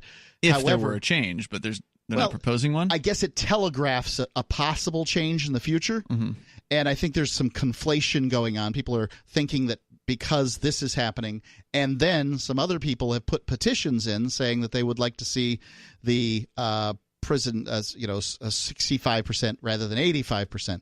When I was in prison, there were people quite literally doing 15% of their sentences, depending on the crime. There were others that were doing 100%. It really just depended. Was it a gun crime? Was it a sex crime? Was it this, that, or the other? And how much time did they get off? And it's very odd. But more or less, these are just petitions that are being put in, and a petition. So they're not proposed laws. Yeah, they're not bills. At this point, this is false hope. And I don't want anybody to do anything stupid Yeah, who knows if it came from a prison rumor or a bad article in the news or something like that. Who knows? I don't see any bad articles in the news currently, but they could have been retracted. But prisons are rumor mills. They've got nothing better to do than spread stories amongst themselves, and best I can tell, it's hard to know what's true. This is just someone hoping for something, and maybe some politician will do something about it, but politicians traditionally don't like it. My best advice to you, if you're in prison in Florida, is to do whatever you can to get out. That means behave yourself and then leave that state. Because it's about come on vacation, leave on probation, return on extradition. That's what the state's all about. All right, we continue with your calls and thoughts here. Going back to Tallahassee, where... Oh, actually, hold on. Brad's been waiting here patiently. Let's go to Brad in Indianapolis listening to WIBC. Hello there. Yes, sir. Hey, you're on the air. Okay, the caller that had the about the carrying swords earlier. Yeah, open carry of swords. My question was, how many states actually allow that? Well, in Indiana, I can tell you for a fact that the state itself has no policy against carrying swords. The only policy they have in effect is against shurikens, aka throwing stars, and throwing knives. That's it. Now, is it considered brandishing? I've seen too many movies. Now, I'm not familiar with the brandishing statutes. Is it brandishing if you have a sword in your hand? Is that illegal? So is it like legal to carry the sword strapped on your back as open carry, but not like walking down the street with it in your hand? What do you know? That I don't know, but as far as carrying one and having one, that's the only thing that they say is you cannot possess or carry is the shurikens and the throwing knives. Anything else is going to be strictly county ordinance dictated. So you'd want to have to check with your local county ordinances and laws when it comes to that. Have you ever carried a sword openly in public? No, not as of yet. But if you do, be prepared for the looks and possibly harassment from local authorities. Yeah, I would have a video camera at the ready in case the police showed up and started to harass an individual doing that. I always enjoy seeing people carrying weapons like that. It's like, it's kind of fun to see that happening in real life. I think it's interesting. Absolutely. But Brad, you really have to wear man. the whole swashbuckler outfit if you're going to do it. I appreciate the call. Thanks, dude. Appreciate it. Yeah. Toll-free number is 855-450-FREE, 855-450-3733. Glenn is in Tallahassee listening to WVFT-FM. Go ahead, Glenn. Yeah, I'd say, first of all, to comment about the law, I did listen early in the week to a couple of public radio short broadcasts. There are two bills. One of them, I think, is, a House and a Senate bill, so there is something going on. I don't know. We're running out of time in our legislature. It only runs another week or so before it's out of session. All right. I couldn't find anything about that, but all right. Well, I heard it on National Public. I listened to it on National Public Radio. I'm not disagreeing with you. I just couldn't find anything. There's a lot of bills. I'm sure you didn't look through them all. So, but anyway, what I called in is 2 weeks ago. I visited a prison in North Florida in the Panhandle, and I heard a couple of guys. It was a religious service, and a couple of guys there who had been lifers. One of them, I know at least one of them was multiple lifers, and maybe the other one too that had gotten out. One I know after 25 years. But anyway, they were there mostly to offer hope to the guys. But before that, we visited around, actually on the yard some, and it occurs to me, I heard one of those guys saying that he had a contractor down in the Panama City area. We're in Florida. We're still suffering from that Hurricane Michael that hit 6 months ago. Yeah. I drove through that area a couple of weeks ago, and it looks like it happened 2 weeks ago. I mean, there's a massive amount of cleanup has been done, but there's still blue tarps everywhere. But anyway, this former inmate, former lifer, said that he had a contractor who could take any number of workers and pay them their wage. And then a day or so later, it occurs to me, we've got all these people, and some of them are close. Why couldn't we farm some of those guys out? A third of the money could go to the state, a third of it could go to restitution, and a third of it could be in a bank for their successful completion. I mean, I don't know that much about the prison system, but I think why don't you let prisoners, Mark, go outside and work?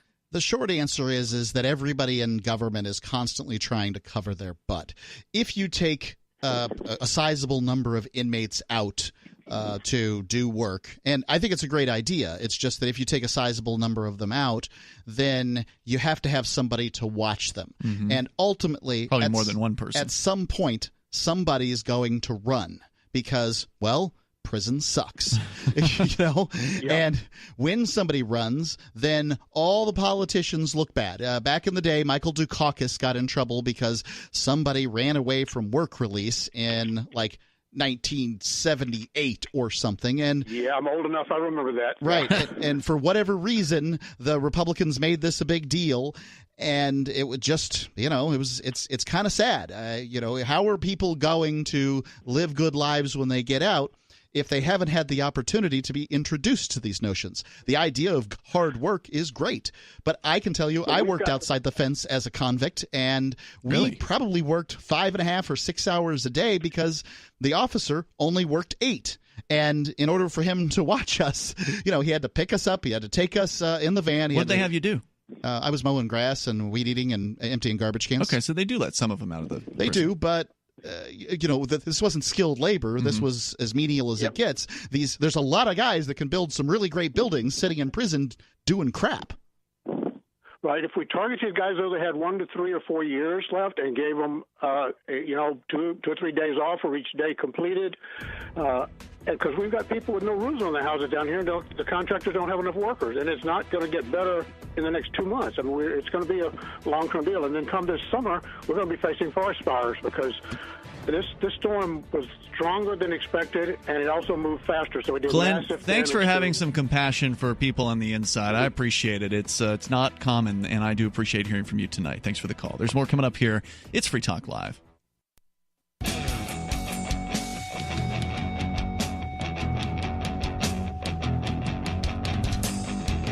It's Free Talk Live. You dial in toll free and you bring up whatever you want here, live Saturday edition. Continuing.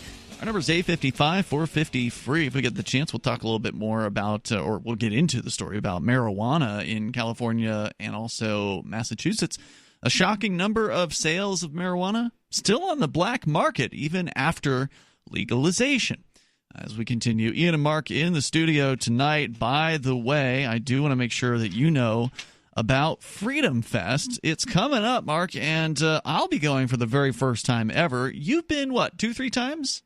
Something Probably like 3 or 4, yeah. Oh, really? Okay. I love Freedom Fest. It's a great event. This year, Penn Jillette's going to be there. Grover Norquist, John Mackey, the former CEO, I think he still is the CEO of Whole Foods. Kevin O'Leary and Kevin Harrington of Shark Tank. Candace Owens, she's getting a lot of press right now. Stephen Moore, recently appointed to the Federal Reserve. Libertarians, conservatives, liberals, just open-minded people mingling together to hear real debates, share real solutions, and converse freely. If you go to freedomfest.com/FTL right now, you can get your tickets. It's freedomfest.com/FTL. Use coupon code FTL50 for a $50 discount. Now, if you're not convinced, you're like, Freedom Fest, it's too far, too much, too whatever. That's fine. Check out freedomfest.com/FTL before you make a final decision, because there you can now get the 5 best speeches from last year for free. Judge Napolitano, Alan Dershowitz, Charlie Kirk, Heather McDonald, John Mackey, all for free. Go to freedomfest.com/FTL. All right, let's continue with your calls and thoughts here. Let's talk to Chris in Michigan, listening to WKHM. Hello there, Chris. Hello, guys. Howdy. You're calling us from Jackson. Go ahead. Yeah, thanks for taking my call. First off, it's nice that people let people call in and have forum. I was scanning the band, and you perked my interest on this. I'll get right to it. You talked about a myriad of thoughts or something earlier. Yeah, we were talking about a myriad of something. Yeah. Okay. Senator Schumer and both Cory Booker introduced bills to remove cannabis from Schedule 1 and to legalize cannabis nationwide. With the worldwide and recently here, the original narrative, reefer madness, kind of like fake news back then, brings up fruit of the poisonous tree, which would give relief on the criminal justice system, hoping a lot of that's nonviolent, being cannabis. Most people like that aren't. So I'm missing what you're saying here. Can you rephrase that? Well, okay, you got okay, so the science, they understand now that cannabis is good for you in a lot of ways. Medicinally, the compounds in that, just in daily life, you can, in stress and stuff, you can burn up compounds, that stuff replaces. So it's beneficial. The original narrative about reefer madness to get cannabis made illegal originally was basically a false narrative. Yes. It's it's been news. completely refuted. I mean, from top to bottom, all the claims were complete BS and total propaganda and basically completely made up. And that's been refuted. People are starting to change their minds about it. Okay. Yes. So that kind of makes everybody in prison, in a way, fruit of a poisonous tree, in a way. That could give relief to criminal justice. Most of those people are nonviolent. Even if there's a gun involved in it and the gun's just present in the home, if a gun isn't involved in a crime, it shouldn't be a felony involving a gun. That's the way I look at it as a gun person. I think, when it comes to medicine, anybody is allowed to have their medicine and prescription and their Second Amendment rights. So are you saying you're hoping that that once cannabis is legalized, that people who've gone to prison for cannabis could be released from those sentences? Yeah, nonviolent stuff for sure. That's the way I think of it. I would hope that happens. I know that would require usually a second piece of legislation in a lot of cases. But it sounds reasonable. If something is now legal to do, it doesn't make much sense to keep people in jail for it, even though it was illegal when they did it. Yeah, I would like to see it just sort of done automatically. And Chris, thanks for the call tonight. I appreciate it. Would like to see when cannabis is legalized in a state to just have them go ahead and wipe out everybody's convictions without them having to ask. Because I think in some places you have to ask the government, which means you have to pay them a fee. So you have to apply for the nullification or whatever they call. What do they call when you wipe a criminal record? Well, they can say it's an expungement. It could be clemency. It just really depends. But usually you have to pay an application fee and a processing fee. And so now you're giving even more money to the very same government that has extracted all manner of money out of you for your cannabis conviction in the first place. I believe that any governor could, I'm not a lawyer, sign a blanket pardon, basically. Sign a blanket pardon that says that all people who are simply convicted of possession or dealing marijuana are now hereby completely, fully pardoned in the state of whatever. I think they could. Why couldn't they? What would stop them from doing something like that besides getting votes? I mean, it'd be a lot easier. Rather than signing a bunch of pardons, you just sign one all-encompassing pardon and clear up a bunch of people's criminal records. I mean, that would be one of the best things that somebody could do. It'd be amazing. Let's continue here with your calls and thoughts. James is listening in Charleston, West Virginia, to WVTS. Go ahead, James. Hey, how you doing, guys? Welcome. You're on the air. I want your opinion on a friend of mine's incarceration. He's been in prison now for 34 years. Oh, wow. He was the state first PA, physician's assistant. Okay. And he was very good at his job. He moved in with a woman after getting a divorce and lived with her for a couple of years. The woman had a daughter, and the woman came home and found my friend in bed with her daughter. She was underage, but it was completely consensual. Now, I know what the law is, and I know what morals are and all that thing, but it's not like he was raping her or anything. And anyway, so when she caught them, not only did she send him up for that charge, but apparently he had been writing a few scripts on the side, which a PA could do. And so anyway, she turned state's evidence on him for that. Wow. And I think at the time, this was 1985, and I think at the time he was about 25 years old. And it's 34 years later, and he's still in prison. And, he's always been okay in prison, always got good grades in prison, never caused any problem. Actually, he's been moved around, from prison to prison to prison. You got maximum security and then medium security and then light security, which is where he is now, but he's been in medium and light for the last 10 years. And what's he looking at? I mean, how much longer if he serves out his sentence, how much longer does he have? I'm not exactly sure how much they gave him, but you would think. I give you the short answer to this is prison. Locking somebody up should be locked up because they're a danger to society, and this guy isn't a danger to society. No doubt. He may have done some really distasteful stuff, but he's not dangerous. He doesn't need to be locked up. We don't need to be paying tax money for this. Thank you, James, for your call tonight. The toll-free number is 855-450, free like freedom. Free Talk Live. Did you know you can legally exit the U.S. federal income tax system? Well, it's true, and thousands of American nationals are doing it. The 16th Amendment and the Internal Revenue Code are legal, but only in a limited jurisdiction. This is the basis behind the voluntary nature of the income tax. Learn the exit strategy provided by Congress. Find out more by visiting weissparis.com and watch our numerous videos. That's WEISS Paris.com.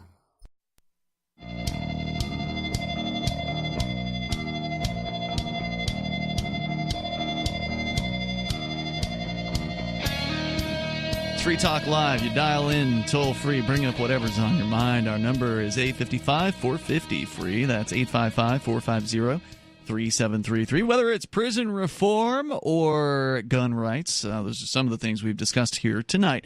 It's Ian and Mark in the studio, and by the way, I want to make sure I invite you to our website over at freetalklive.com.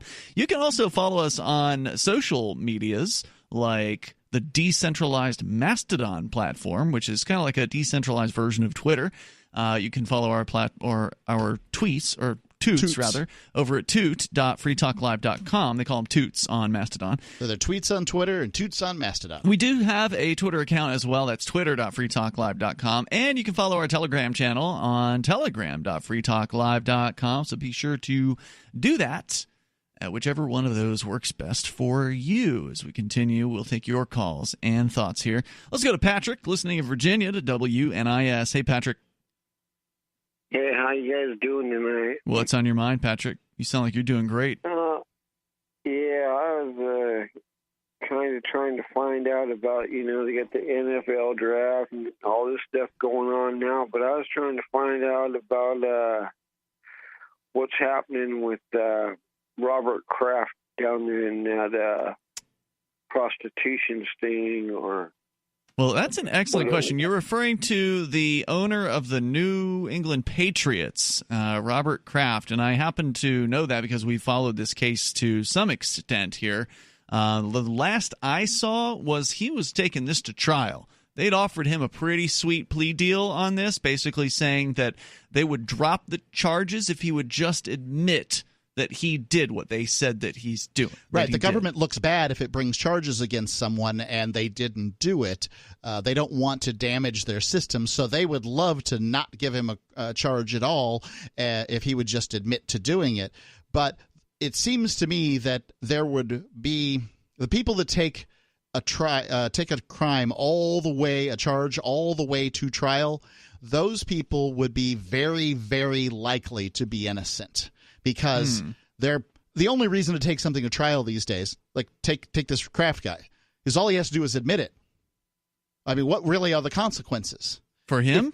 Nothing. If there are no consequences, why wouldn't he just go ahead and admit it? And I think the reason that he wouldn't go ahead and admit it is because he didn't do this, would be my guess. Well, the police say the video in question, according to MercuryNews.com, shows Kraft paying for sex acts at a massage parlor. Prosecutors say Kraft flashed his New England Patriots Super Bowl ring at a police officer who pulled over his car just minutes after the alleged solicitation. According to the court documents, Kraft asked the officer if he was a Miami Dolphins fan before showing his ring and announcing he was the owner of the Patriots. So I guess they're trying to say he was using his clout, trying to use his, you know who I am, that kind of thing. And I guess that didn't work. No firefighter has ever done that. But anyway, the Patriots, or I guess his lawyers, are saying they want the sex video to be sealed, evidence that is sealed. And I don't know if that means that people on the outside wouldn't be able to get a copy of it. That's what it sounds like. Yeah. Anyway, Patrick. Yeah, that's exactly what it sounds like. They're trying to cover up something. Well, I mean, it would still be shown to the jury in any trial. They would still show the sealed video to the jurors, but it probably wouldn't be shown to the court audience or something like that. Yeah, I for one am waiting with bated breath to see some septuagenarian in a sex video. Thanks, Patrick, for the call tonight. Appreciate it. Toll-free number here is 855-450, free like freedom. Yuck. Assistant Palm Beach State Attorney Greg Credo said Kraft's attorneys must first show that Sharp's warrant to install cameras in the spa ceiling was illegal before they can argue that his privacy rights were violated. They must also prove Kraft, quote, had legally recognized right to privacy when he was in the spa paying for sex from the prostitute. So I guess the cops had secretly installed cameras in this location. Oh, it's interesting. And allegedly had been monitoring them for some significant period of time. At least from what I've read in previous stories about this. I think it's an interesting case because it should get people talking about prostitution, hopefully, and how these laws are stupid and need to be repealed. Let an old man or whoever wants to go pay somebody to give him a BJ or whatever it is he paid to have this lady do. Let it happen. Who cares? Why is it anybody's business what goes on behind the closed doors of a spa? It's just so stupid. So he can go someplace and have somebody rub all his parts except this one specific part. Right. Well, no, she could rub that part. He just can't agree to pay for her to rub that part. Well, nobody's going to rub any of your parts unless you pay them or you happen to have some doting spouse. God bless all you spouses out there that are still giving massages to your loved ones. You're the best. If you offer to give your wife 5 cents for a sex act, is that prostitution? As far as I'm concerned, nothing can violate the sanctity of marriage, but whatever. We continue with your calls and thoughts. Let's go to Rick, listening in New Mexico. Rick, where are you listening in New Mexico tonight? Rick, in New Mexico? Maybe he fell asleep. I don't know what happened. We'll come back. We'll try him again later. Let's go to Billy, listening in Myrtle Beach to WRNN. Go ahead, Billy. Hey, guys. Real quick. About the whole prostitution thing. There's a funny video on YouTube about this kid going and lobbying before a city council about legalizing massage parlors. But that's really YouTube search that. It's freaking hilarious. But anyway, I was calling to talk about the pardon. Okay. And you guys were talking about the blanket pardon. Yeah, we were talking about the notion of a governor giving out a blanket pardon to all marijuana possessors and sellers once marijuana becomes legal. Go ahead. Yes. Okay. I unfortunately got convicted of a felony back in the mid-'90s when I was in my early 20s. And, lost all my rights and all that other good stuff. Well, then in 2015 or 2016, early 2016, the governor of Virginia tried to do the same thing. He tried to institute a simple pardon in Virginia for anyone who was convicted of a felony in Virginia to reinstate all of your civil rights except for the right to own a firearm. Okay. And I was like, hey, great, that's awesome. I can vote, because I had never voted in my entire life because it was in my early 20s. Hadn't got there yet. I'm like, what's that? You hadn't gotten there yet. Yeah, to vote. And exactly. And so in the early part of 2016 with the upcoming election and everything else, I was like, this is fantastic. I can vote and feel like, a contributing member of society. Well, then the Supreme Court in Virginia ruled that his blanket pardon was unconstitutional. Oh, my God. Interesting. So now everyone had to have an individual simple pardon done. And they basically went in alphabetical order down the line. And if you wanted your application for your simple pardon expedited, you had to go onto a website and fill out a form. Pay some money. And they did. No, actually, it didn't cost me a dime. Huh. Didn't cost me a dime. So basically, the Supreme Court said, no, you have to sign 1,000 pieces of paper or 10,000 or whatever. God knows it's not that. It's much more than that. Yeah, Virginia's a populous state, and convicts actually, I don't know what the number is, but I think it's something like the population of inmates in the United States is greater than that of like the bottom 4 least of 25% of least populated states. I mean, they're bigger than about a quarter of the states. Yeah. Good story, Billy, or bad story, or thanks. Well, no. Go ahead. I learned a valuable lesson. I got convicted of a felony because I wouldn't. Basically, I pawned some stolen merchandise. I wouldn't tell the cops who I got it from. Yeah. And so I got charged with the underlying crime of breaking and entering, even though I didn't do it. I'm sure that guy sent you lots of money while you were in prison, too.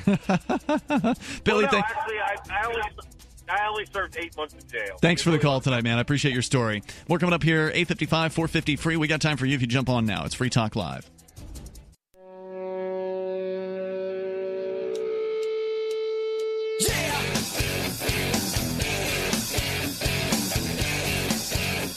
It's Free Talk Live.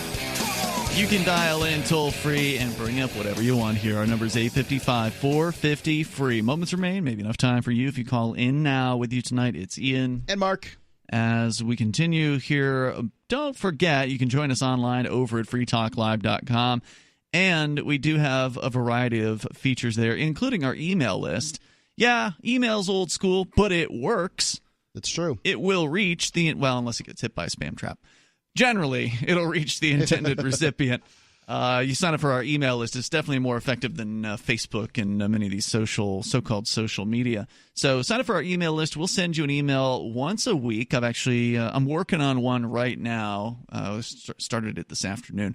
So usually on the weekends, I send one of them out at some point just to kind of update you on what's going on with Free Talk Live. Also, you get some LRN.FM updates. So whenever there's like a new show that we add to the radio industry updates too. The Liberty Radio Network. No. I mean, we'll mention new stations that come on, but I've got a separate email list for the industry. Things that affect the radio industry will sometimes be mentioned in this newsletter. Sometimes. But anyway, if you want to sign up for it, go to freetalklive.com. You'll find the email sign-up box near the top toward the center of the website. Check it out there at freetalklive.com. And please sign up. It's something we appreciate. We appreciate being able to communicate with you in your email box, as well as on the radio and podcast and live streams and DLive and all of that. So let's continue with your calls and thoughts here. We got Rick here. I'm going to try Rick again. He's supposedly called back, and he's there now in New Mexico. Rick. Yeah, hey, guys. I'm really sorry about that. I'm delivering pizzas, and I got to run back to my store. Thank you for your service. Yeah, of course. Hey, just really quick, because we are super busy. Yeah. First of all, movie prop guns. They are actually prop guns. They don't use live firearms, okay? What they are is there's a specific company that manufactures them. You can field strip them, take the magazines out, everything. The only thing is the barrel's plugged, and then the barrel's made out of an alloy, so if you try to chamber a real round in it, it won't fit. And they also only use 8mm blanks because we don't use 8mm handguns. Nobody makes that bullet for safety purposes. Wait. So is it a gun that fires blanks, but it's not a real gun? I'm confused. Yes, it is a gun that fires blanks, but It's not a real gun because the barrel has to be plugged in order to fire a blank. Because if you're semi-automatic and you fire a blank, it won't cycle. The slide won't go all the way back and chamber the next round because it doesn't have the back pressure. The bullet causes the back pressure. Mm-hmm. I'm sorry, I'm trying to speed up just because I got to run. But also with full automatics in my state, in New Mexico, I don't care about most of the other states because our state is just great. But in our state, anybody can own a full automatic or a suppressor as long as you pay the $200 and go to the FBI and get your background check. Other than that, then you can go own a full automatic. A lot of states have that rule as well. So it's just basically more licensing. Where are you calling from tonight in New Mexico, by the way, Rick? Oh, Las Cruces, the most beautiful city in the world. Oh, right on. Okay, so that's right near Carlsbad Caverns, right? Well, kind of. We're closer to El Paso. El Paso's only like 40 minutes away. Okay. Interesting information. Thanks for sharing that with us, man. And I'm just delighted to know that New Mexico's a state. Drive safe on your deliveries. Love our pizza delivery driver listeners out there. Thanks for the call. Yeah, no, Oops. You know that New Mexico often gets confused as being part of Mexico. Like, a lot of Americans don't know that New Mexico's a state, right? I didn't know that, no. Oh, yeah, that happens all the time. Well, we continue here. Your calls and thoughts are welcome. We go to Sarah, who's also in New Mexico, and she doesn't like New Mexico. Go ahead. Well, we had 13 homicides just in Albuquerque just this month, and we got like 5 more days to go. And I'm from New Mexico. What's all the killing going on down there for? Something. It's the teenagers. They're finding out, like that kid, the 17-year-old shot the postal guy. It's the heat. The when it gets hot, everybody's shooting each other. Crazy, everywhere. huh? Yeah, but we killed about, I think, 13 from January up to April. So you know what? We got to get death penalty back here in New Mexico. Man, it's so disappointing to hear you, Sarah, advocating for this bloodthirsty death penalty. What would you like to see? I mean, if you got the death penalty back, what do you want to see? Do you want to see public hangings? Do you want to see shootings? What you want a lethal injection? How about beheadings? Bring back the guillotine? I mean, what do you want to see? It's actually pretty humane. Well, I look at the way it was when we had it. We just executed lethal injection once every 20 years. Mm-hmm. Just to let them know that it's there and available. Okay, so you're saying you prefer lethal injection? Yeah, it's the least pain. Well, it's becoming it's about the most difficult one to present because at this point the drug companies refuse to provide the drugs. So South Carolina is actually bringing back the firing squad in order to get around this. So I don't know that you're going to see. Yeah. And Sarah, you're wrong that it is the least painful, according to Amnesty International, who pays attention to these issues. They say that lethal injection can cause excruciating pain.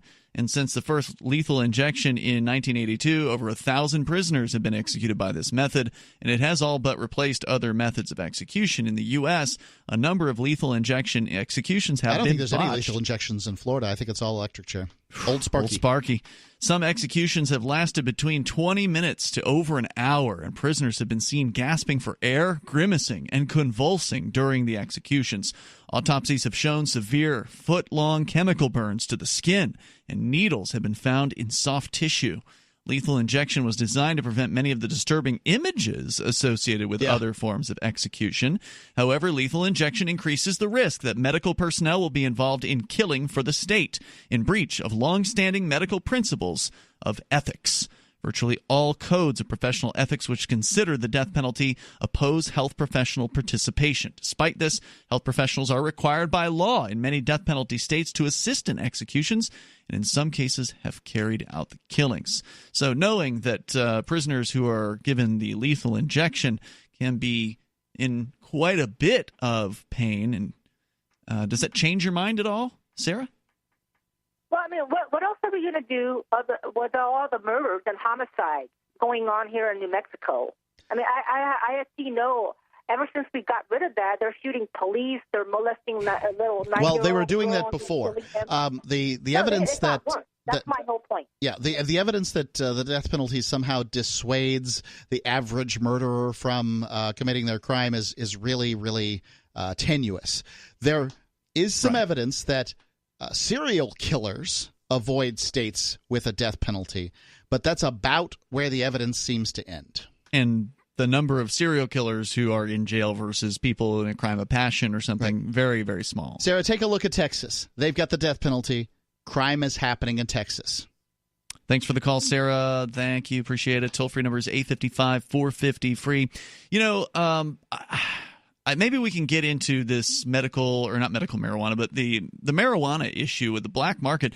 Mark, I know you had a story. Maybe we can do this in more detail tomorrow night on our live Sunday edition of Free Talk Live. Yeah, 7 to 10 p. Eastern Time. Free Talk Live is live 365 days a year. Yeah, I know you had, we're not live 365 days because sometimes we're at like Fork Fest where we record the shows during the day. We present a new show. Yes, fresh content. Yes, fresh content. Which usually is recorded live. Yes. But anyway, the marijuana business in California and Massachusetts, there's a shocking amount of people who are still buying marijuana from the black market. Right. Despite the fact that it's available in retail showrooms. You could go to stores and buy this stuff. Why would people buy off the black market? Pretty clearly, it must be price. It's got to be.